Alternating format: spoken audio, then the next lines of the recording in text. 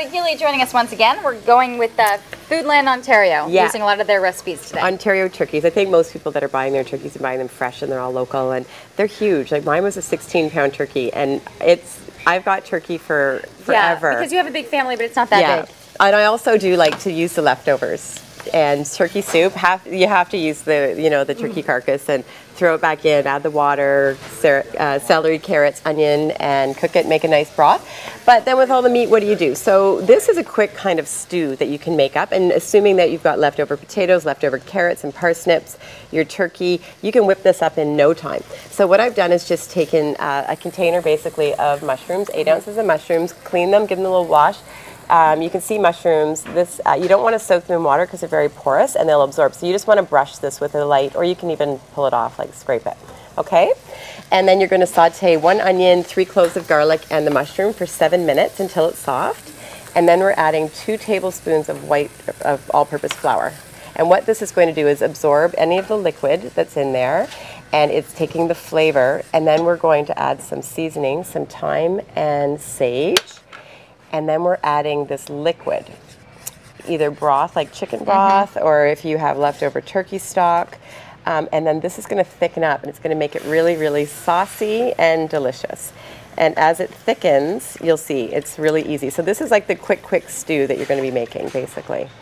So you bring this up to a boil, you scrape the bits on the bottom that have been absorbed with the flour, and this is going to make a delicious gravy. You don't have to worry about mushing anything together. You can go hard with the spoon because everything at this point is just going to blend together. No, it's all going to blend together, and that's going to come to a nice boil.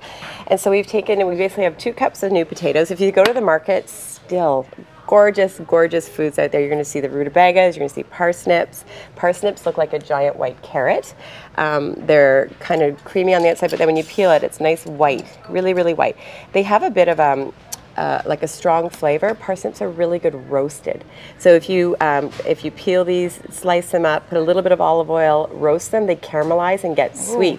Really, really good. So you could do parsnip fries.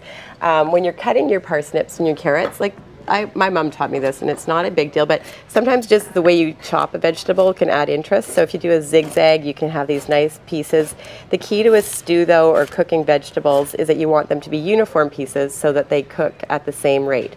So I would want to cut this piece in half to make it the same as those. So that's what I've done. These are all pre-cooked and leftover. And so we're going to toss these in here. And you can see this is already thickening up. We're going to let it get boiled. It'll continue to thicken. So we're going to add 2 cups of carrots that are cooked and 1 cup of parsnips and 2 cups of red potatoes that are cooked. I know you're memorizing this right now to see if you can remember it. You know me. I can see your eyes. How I do recipes. I know. I like memorize this. It, I'll do it. It's easy. I'm doing a lot of talking in between, and then you're going if Jeff comes and steals 1 more piece of turkey, I'm going to literally. So good. Well, there was 4 cups of leftover turkey, but now we're down to 3. We seriously are. He's been in on that this whole time. So we're going to toss that in. You can see how nice and hearty this is. And then we've got a can of beans. You can use white beans, navy beans, kidney beans. I like white kidney beans quite a bit. You need a big pot for this because this is getting pretty full. We're done. And then just at the end, you can add in some canned peas or frozen peas for color. My kids won't eat it if I do that, so I'm putting in parsley. They like parsley. So you just want some green because these are all very gray colors.